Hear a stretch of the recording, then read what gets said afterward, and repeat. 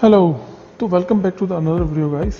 तो आज हम बात करें डब्ल्यू के उन 3 मशहूर सुपरस्टार्स के बारे में जिन्होंने अपनी रिटर्न से सबको हैरान कर दिया और उनके रिटर्न को सबसे सक्सेसफुल रिटर्न में काउंट किया जाता है, जिनमें सबसे पहले आते हैं डैनियल ब्रायन।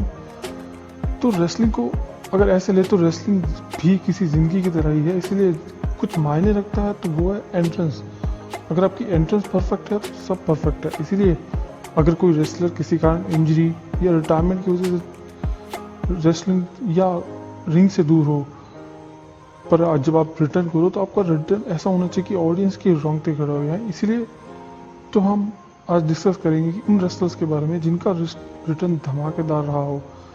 तो तैयार हो जाए इसलिए क्योंकि आज हम काफ़ी गहराई में जाने वाले हैं कि कौन है आखिर डब्ल्यूई का रिटर्न किंग। और इसीलिए शुरुआत करते हैं उससे जिसका रिटर्न सबसे इमोशनल रहा है अब तक की डब्ल्यू की हिस्ट्री में, क्योंकि करियर के पहली पारी में इन्होंने अपनी रेपुटेशन अर्न की और खुद को डब्ल्यूई के ऑल टाइम ग्रेटेस्ट रेसलर्स में खुद को शामिल किया।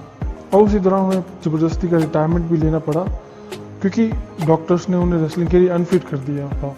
और 2018 में डैनियल ब्रायन ने जब रिटर्न किया तो फैंस काफ़ी इमोशनल हो गए थे, क्योंकि उनको उम्मीद नहीं थी कि डैनियल ब्रायन फिर कभी रेसलिंग कर पाएंगे। क्योंकि 2016 में जब डैनियल ब्रायन चैंपियन बने थे तो उससे पहले ही डॉक्टर्स ने डैनियल ब्रायन को सजेस्ट किया था कि वो कभी रेसलिंग नहीं कर पाएंगे। इसके बावजूद डैनियल ने काफ़ी नाम कमाया रिंग ऑफ ऑनर में, जहां उन्होंने अपने करियर के शानदार मैचेस दिए जिनमें डैनियल एंड लोकी केंटा निगल से कम्पीट किया। पर बदकिस्मती से उनका बीमारी के साइड इफेक्ट उसी टाइम सामने आने लगे, इसीलिए डैनियल ने हार ना मानते हुए 2 साल तक डॉक्टर्स के साथ ब्रेन ट्रीटमेंट लेकर खुद को रेसलिंग के लिए अप्रूव करा लिया। और 2018 में डब्ल्यूडब्ल्यूई में स्मैकडाउन में लाइव आकर खुद को रिटर्न का अनाउंसमेंट किया कि फाइनली अब डॉक्टर से उन्हें क्लीन चिट मिल चुकी है रेसलिंग करियर को आगे बढ़ाने के लिए।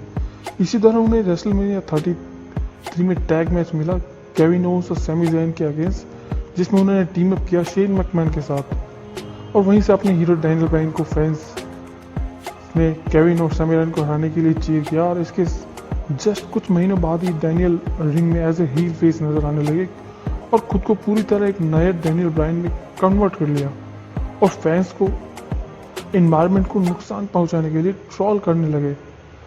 और इसी वजह से रेसलमेनिया 31 में Daniel as a heel face नजर आए कोफी किंगस्टन के खिलाफ। और इसके बाद अगले रेसलमेनिया फिर डैनियल ब्रायन रेसलमेनिया 32 में रोमन रेंस के कम्पीट करते दिखे। तो इसीलिए डैनियल ब्रायन के रिटर्न को रेसलिंग में सक्सेसफुल रिटर्न में कंसिडर किया जाता है। और इसी लिस्ट में आते हैं अपने अगले रेसलर जिनका रिटर्न किसी चमत्कार से कम नहीं था फैंस के लिए, क्योंकि डॉक्टर्स ने स्ट्रिक्टली मना कर दिया था कि ये फिर कभी रेसलिंग नहीं कर पाएंगे। और ये शॉन माइकल्स थे जिन्होंने 2002 में अपना सक्सेसफुल रिटर्न किया। और जिस चीज़ ने इनका रिटर्न स्पेशल बनाया उसी से इन्हें मौका मिला खुद को साबित करने का, अपने करियर को आगे बढ़ाने का। क्योंकि शॉन पहली पारी में कुछ ज़्यादा सक्सेसफुल नहीं रही, क्योंकि 1990s में शॉन ड्रग एडिक्ट हो गए थे और इस कारण डब्ल्यूडब्ल्यूई ऑफिशियल्स का शॉन माइकल्स के साथ काम करना मुश्किल हो गया था।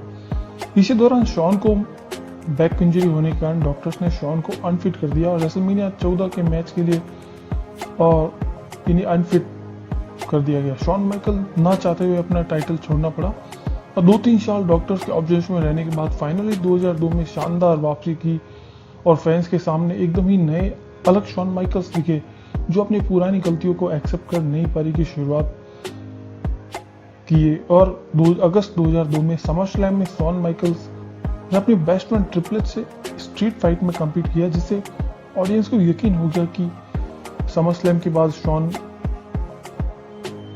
काफ़ी अच्छा परफॉर्म करने वाले हैं। इसके बाद शॉन ने कई मैचेस कंटिन्यू जीतकर सभी को साबित कर दिया कि उनकी रेसलिंग पहले से काफ़ी इंप्रूव हुई है। और इसी दौरान शॉन माइकल्स ने हैवीवेट टाइटल भी अपने नाम किया। और इसी तरह शॉन माइकल्स ने डब्ल्यूडब्ल्यूई को अगले 8 साल पूरे शानदार दिए। और इस दौरान शॉन ने कई हिस्टोरिकल मैच दिए क्रिस जेरिको के खिलाफ, Kurt Angle, Chris Benoit, John Cena, Ric flare के खिलाफ।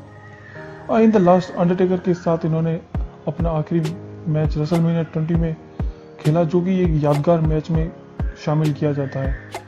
और इसी मैच को लोग अब तक के सबसे ग्रेटेस्ट मैच में कंसीडर करते हैं।